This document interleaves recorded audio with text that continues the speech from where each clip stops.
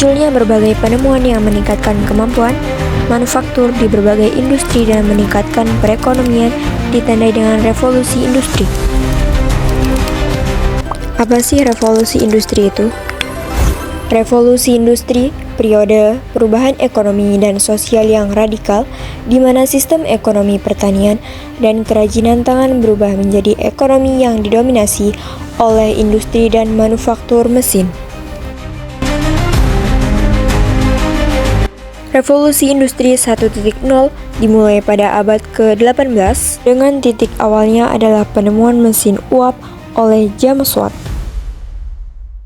Menandai perubahan besar dalam bidang manufaktur, pertanian, transportasi, dan pertambangan.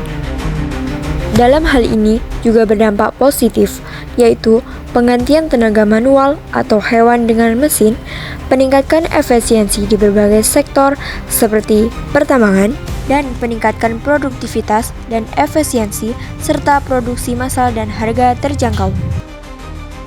Dalam hal ini juga berdampak negatif, seperti peningkatkan pengangguran, serta terjadi masalah lingkungan seperti polusi udara.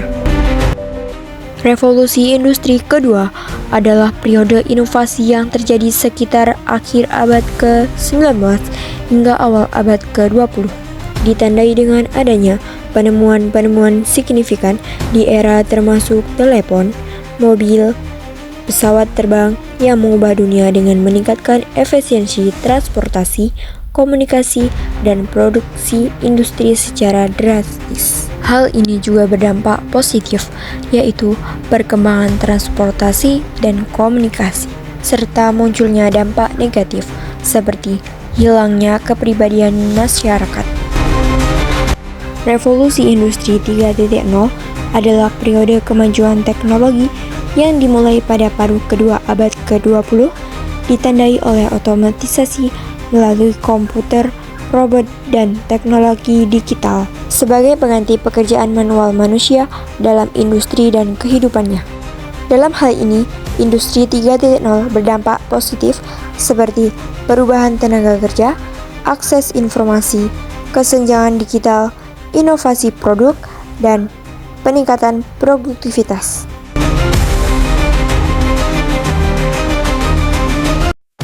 Dalam hal ini juga berdampak negatif, seperti pengangguran dan kesenjangan sosial. Penggunaan mesin otomatisasi dan komputer menggantikan peran manusia yang menyebabkan banyak pekerja kehilangan pekerjaan dan meningkatkan jumlah pengangguran.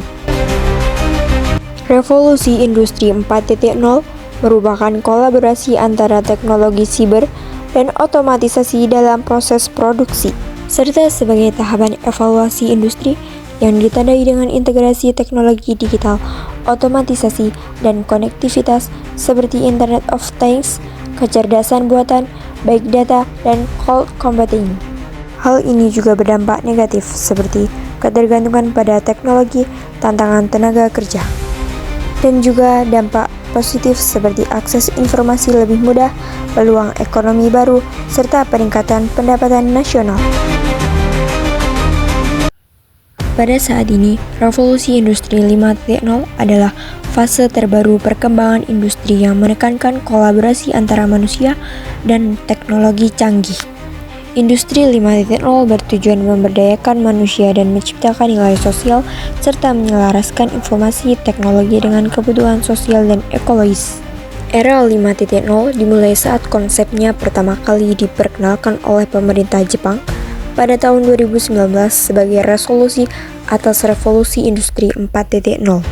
Dampak positif utama era 5.0 mencakup peningkatan akses informasi dan pendidikan secara online, pertumbuhan ekonomi digital dengan peluang kerja baru, serta terciptanya lingkungan kerja yang lebih humanis dan berkelanjutan.